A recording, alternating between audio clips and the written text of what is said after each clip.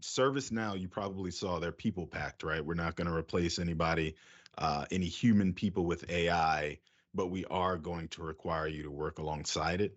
Do you think we see more and more companies being willing to speak openly and commit openly in that way?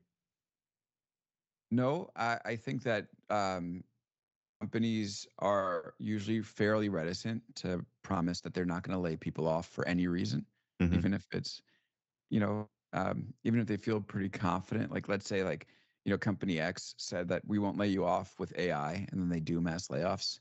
They don't want to like then have to like get into like the legal problems that might arise. ServiceNow is a unique company because they're selling AI within workflow, right? Within company workflows. And so like they want to signal to their customers that like you can do this and keep your workforce intact. And that Hmm. will basically help increase internal adoption among their customers. It's actually a very smart marketing move. So I think ServiceNow is like more of a unique situation than others. But this is what I'll say about their philosophy. Even if companies aren't going to say it out loud, the smart companies will do exactly what ServiceNow is saying. I'm pretty certain that there's going to really be a dividing line within companies in this world.